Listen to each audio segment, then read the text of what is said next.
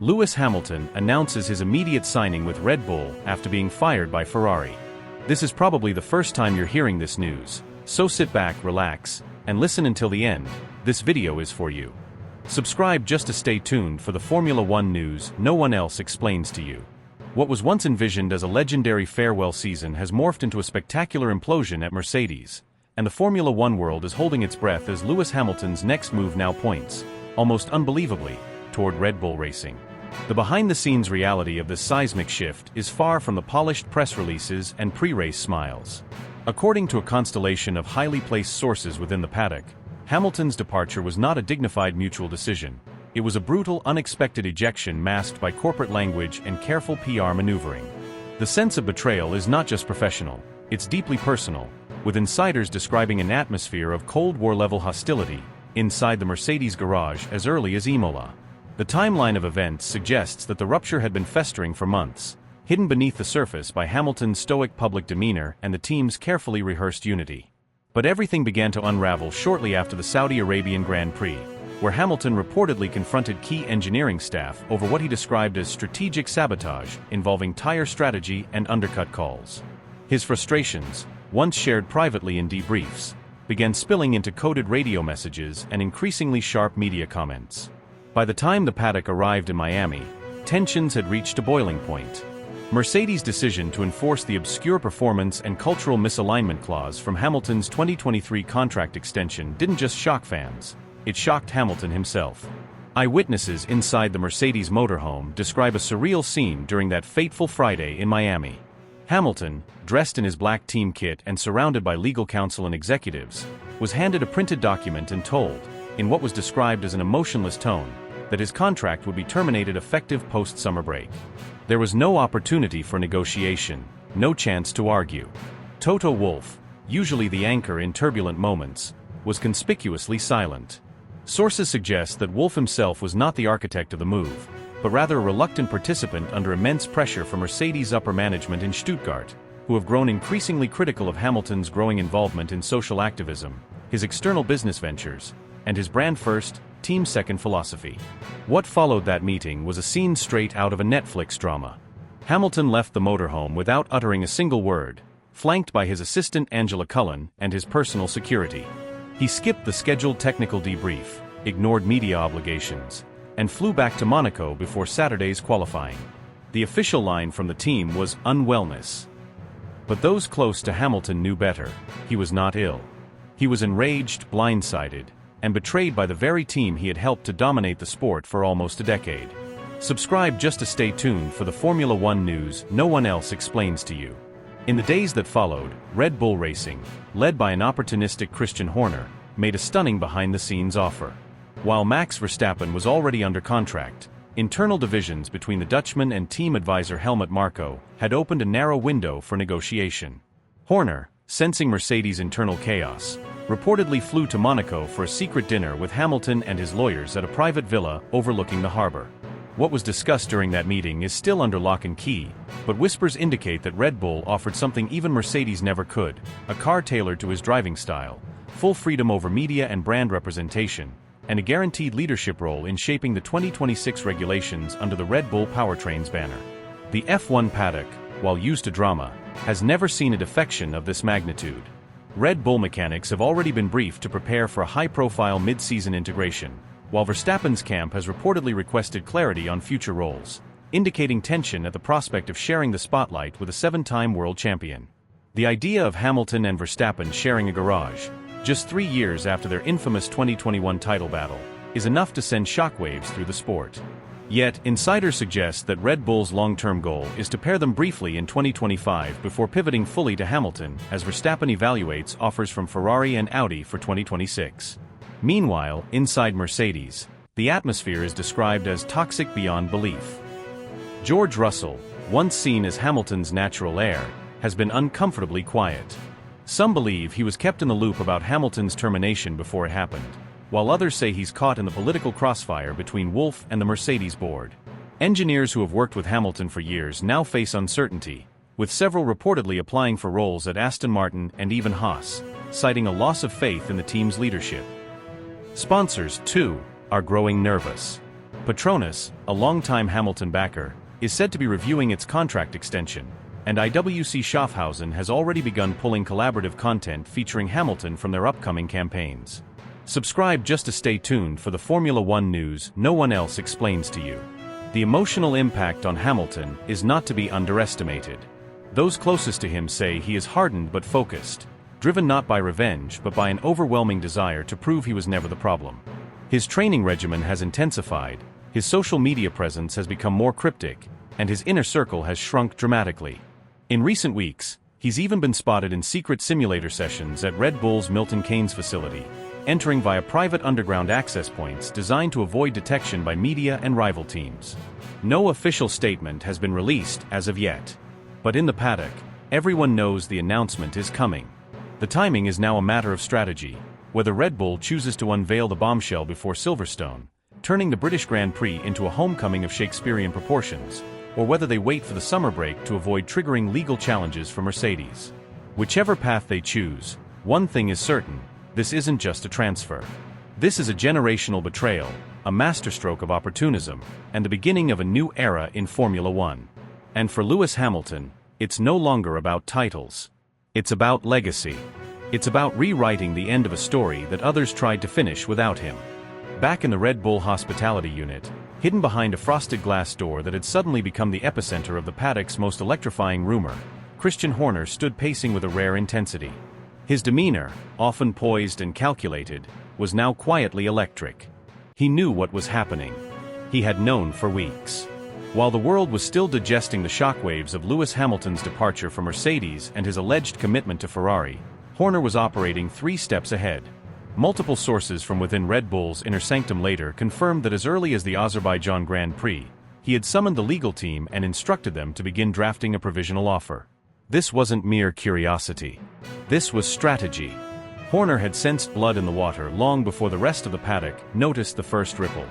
And now, with the chaos at Maranello reaching a fever pitch, the moment he had been engineering was within grasp.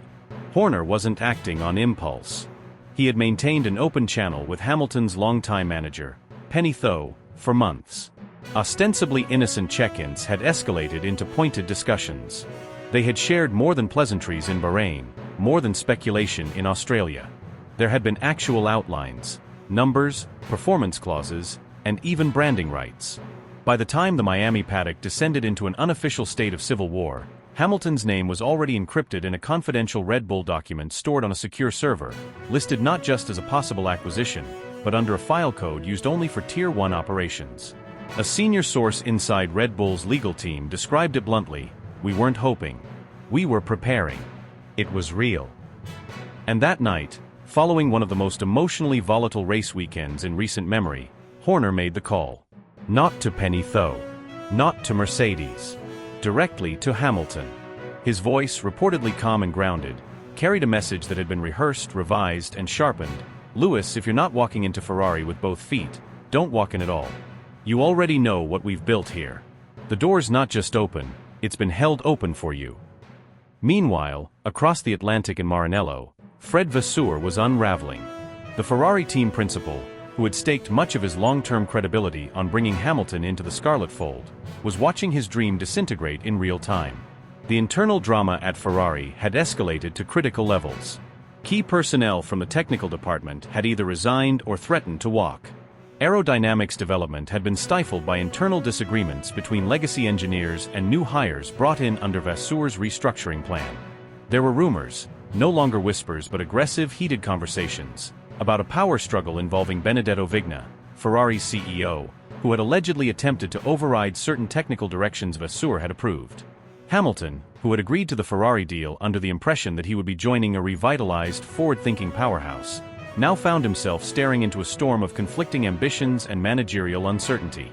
The dream of wearing red was starting to lose its romantic veneer. The call between him and Vasseur on that Sunday night after the Miami GP was not only tense, it was pivotal.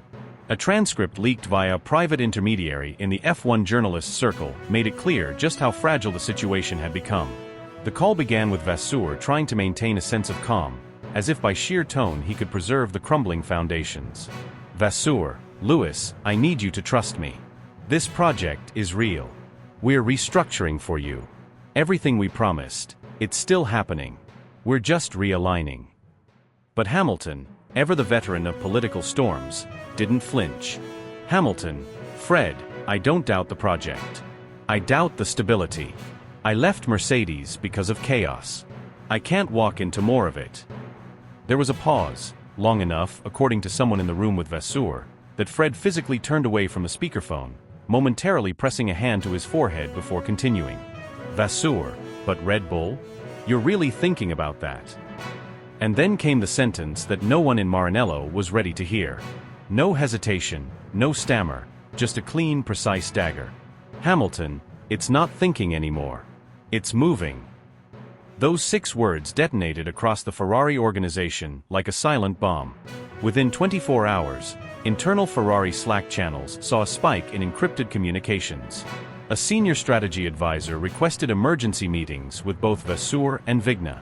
One of Ferrari's primary sponsors allegedly made a direct inquiry about the security of Hamilton's arrival. The legal team was alerted. The marketing department froze a campaign launch slated for the summer that featured Hamilton in a red suit. Back in Milton Keynes, the reaction was starkly different. Horner, knowing the implications of Hamilton's subtle confirmation, began to escalate discussions with Adrian Newey's successor team. There were concerns, of course. Max Verstappen had never hidden his distaste for the idea of sharing garage space with Hamilton. But Horner, always the pragmatist, believed winning trumped ego, and Red Bull, even with the risk of a combustible dynamic between their 2 superstar drivers, would benefit in stature, visibility, and leverage by bringing Hamilton on board, even for a short-term stint. The larger issue was whether Verstappen would view this as an unforgivable betrayal. Sources close to the Dutch camp indicated that Max had already demanded a private sit-down with Helmut Marko to clarify Red Bull's true intentions. One insider claimed Verstappen threatened to go nuclear if Red Bull signed Hamilton without informing him directly. The tension inside the team, already complicated by Marko's waning influence and Horner's ascendance, was approaching a tipping point. But Horner had one key card left to play: time. The F1 world moves quickly, but contracts, especially high-level ones involving legacy teams and multi-title drivers, move slower. If Hamilton didn't officially activate the Ferrari contract with a binding secondary clause by June 1st, he could exit the deal with minimal penalty. And that deadline was now a ticking bomb beneath the Scuderia. With the Monaco Grand Prix approaching, and the eyes of the world sharpening on the increasingly theatrical F1 stage, one question now loomed larger than any lap time, any strategy call, any podium celebration. Would Lewis Hamilton dare to redraw the Formula One map one more time? And would Red Bull, in its ruthless, unapologetic pursuit of dominance, risk tearing itself apart to make room for him? Would you like a continuation from the Monaco weekend? Hamilton's growing frustration within the Ferrari camp reached a boiling point after the Monaco debacle, a weekend where miscommunication, indecisiveness, and strategic misfires exposed deep fractures within the Scuderia. Internally, Ferrari had promised Hamilton a new era, one where his input would be foundational and his status as a 7-time world champion would be respected as a guiding light for the team's evolution. What he encountered instead was a fragmented leadership structure, indecisive engineering choices, and a culture that still seemed trapped between nostalgia and dysfunction. The Monaco setup fiasco, in particular, became symbolic. Engineers were split over 2 opposing philosophies, neither of which were fully tested in simulator work. The result was a car that felt erratic under braking, twitchy mid-corner, and alarmingly unstable during long stints. Hamilton, known for his patience and technical feedback, reportedly left the post-qualifying debrief without saying a word, a rare and ominous move from someone who usually makes his voice heard. Privately, Hamilton had begun weighing his options before Monaco, but that weekend confirmed a creeping suspicion. Ferrari wasn't ready, not just in terms of machinery, but in terms of internal harmony and a winning mindset. The gap between Ferrari's promises and their execution had become too wide. What made things worse was the whisper campaign from inside the team suggesting Hamilton needed more time to adapt, deflecting blame onto him rather than acknowledging systemic flaws. That, according to one close aide, cut deep. For Hamilton, this wasn't just about lap times, it was about credibility and trust. While Toto Wolff always maintained an open line, and while Aston Martin flirted with the idea of a multi-year deal post-2025, it was Red Bull that suddenly emerged as a genuine possibility, a door that had been permanently closed for over a decade, now ajar. Despite Verstappen's dominance and the assumption that the team would never tolerate a dual alpha situation, the landscape had shifted. Red Bull was dealing with its own internal chaos. Helmut Marko's influence waning, a power struggle in the background between Thai ownership and the European wing, and Verstappen himself, increasingly disillusioned with the politics surrounding Christian Horner's position. Into this power vacuum stepped Hamilton, not as a supplicant, but as a kingmaker. Sources inside the Red Bull hospitality unit in Miami began noticing unusual patterns. Hamilton's longtime assistant was spotted entering a hotel where Red Bull staff were staying. A private jet known to be used by Red Bull Racing flew an unusual route out of Miami late Sunday night. The whispers turned into murmurs, and the murmurs into gasps when it emerged that Hamilton and Christian Horner had indeed met, not casually, but with purpose. According to 3 independent paddock insiders, the meeting took place in a penthouse suite with sweeping views of Biscayne Bay, shielded by NDAs and private security. It wasn't just a let's talk session. It was a presentation. Red Bull reportedly showed Hamilton a prototype development pathway for their 2026 car, complete with a custom ergonomic cockpit redesign and detailed plans for a joint engineering committee that would include Hamilton's personal performance team. More shockingly, Hamilton asked pointed questions about Verstappen's long-term future.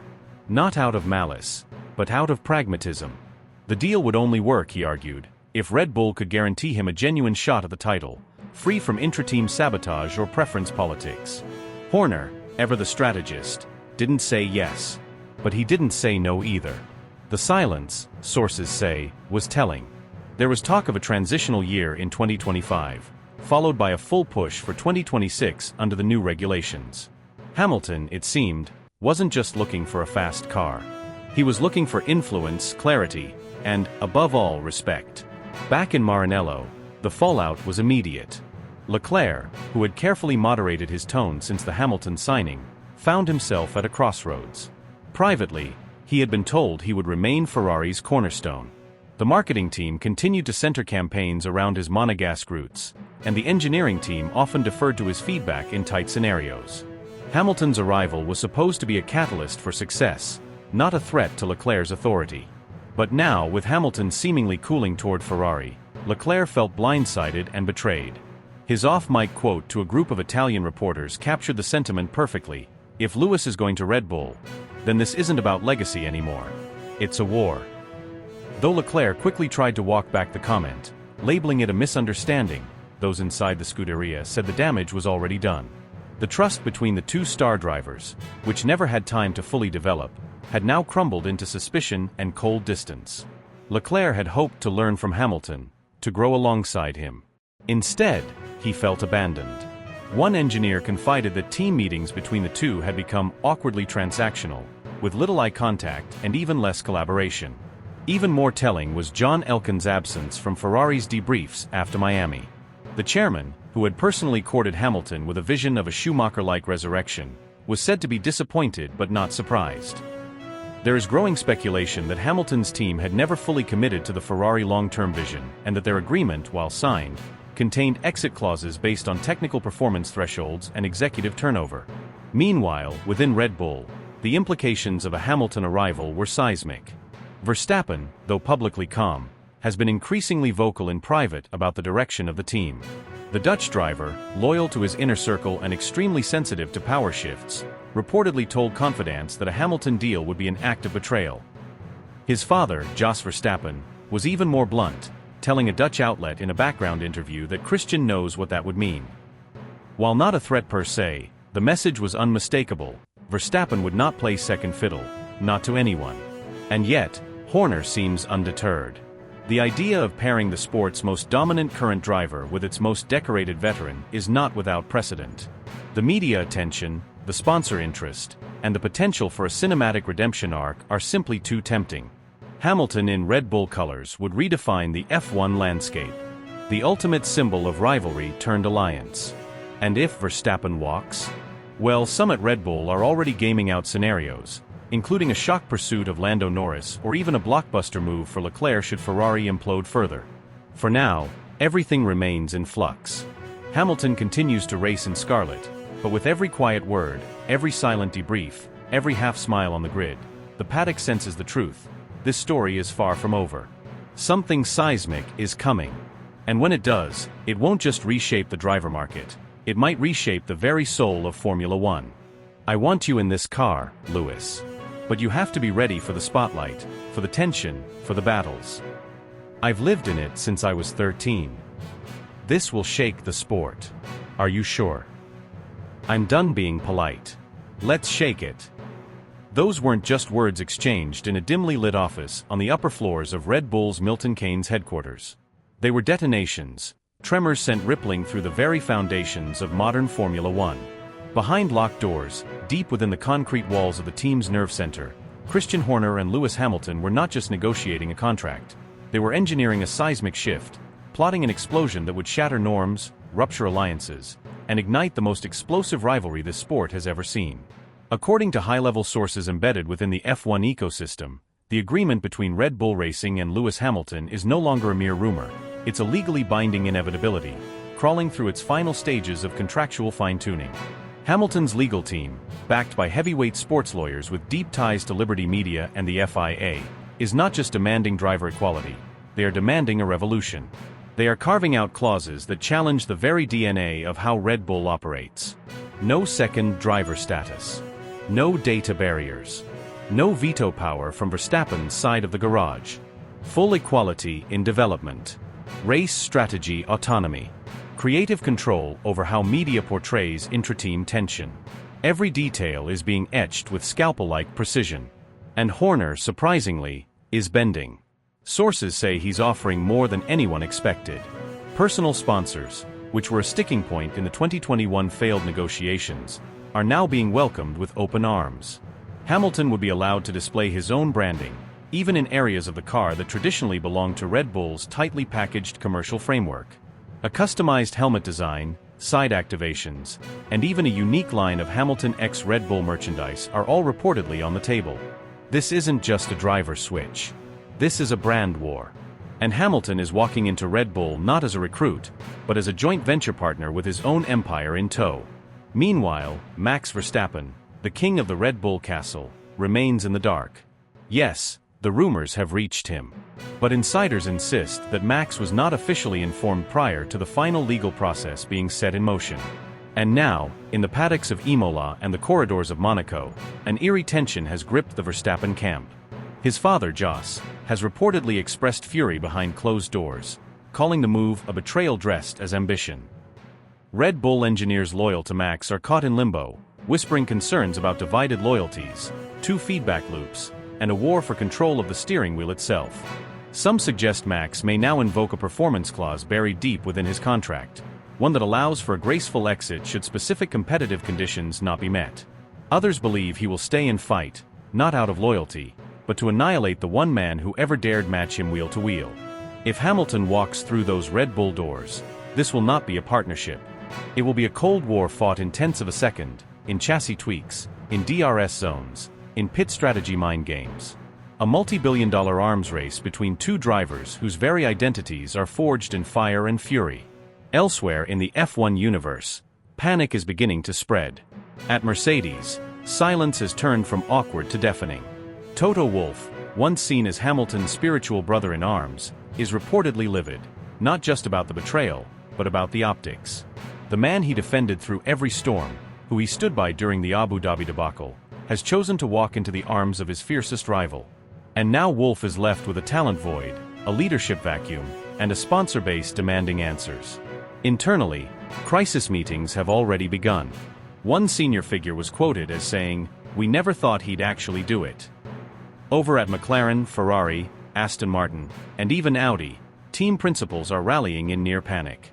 According to sources, calls have been made to the FIA requesting emergency briefings. Some argue that a Hamilton-Verstappen super team could break the sport. Too much power consolidated in one garage. Too many media storylines pulled toward a single narrative. Too much influence over regulatory decisions, especially with Hamilton's rumored interest in FIA sustainability panels and driver union representation. This isn't just about lap times anymore. It's about control of the sport, of its future. Broadcast networks are preparing for record viewership spikes. Sponsorship brokers are renegotiating long-term deals. Streaming platforms are bidding for exclusive docuseries rights. Social media is in meltdown mode. Instagram, Twitter, TikTok, all overflowing with conspiracy theories, reaction videos, digital reenactments, and leaked footage of what appears to be Hamilton's private jet touching down in Luton at midnight. The hashtag Hamilton to Red Bull is trending in 22 countries. Netflix has already dispatched 2 film crews to follow both drivers. The F1 calendar has suddenly been rewritten, not in dates or destinations, but in tone. Every circuit now promises not just a race, but a war zone. And Hamilton? He's silent. But it's the kind of silence that echoes. The kind that precedes a storm. According to sources close to the Briton, he sees this not as a comeback, but as a reckoning. He feels betrayed by Mercedes, especially in the aftermath of 2021 and the subsequent decline. He believes his talent was squandered. That loyalty was a one-way street. That he carried the team, the sport, and even the diversity movement on his back, only to be tossed into a slow car while younger rivals ran wild. Joining Red Bull is not about glory. It's about vengeance. About rewriting history. About standing across the garage from the man many now call the greatest of all time and saying, "I'm still here. And I'm better." Final signatures are expected within days. The legal documents are rumored to be over 180 pages long, covering everything from social media rights to post-race appearances to how disputes will be resolved within the team. A confidential arbitration clause has reportedly been included to handle potential internal conflicts. That's how volatile this arrangement is expected to be. When the announcement comes, and it won't be a press release. It will be a cannon blast. A new chapter. A new war. The greatest rivalry of a generation, not reawakened, but reborn in the same garage, with the same engineers, the same machinery, the same team radio, and only one championship trophy. The paddock is holding its breath. And Lewis Hamilton is walking straight into the fire, not to survive it, but to set it ablaze.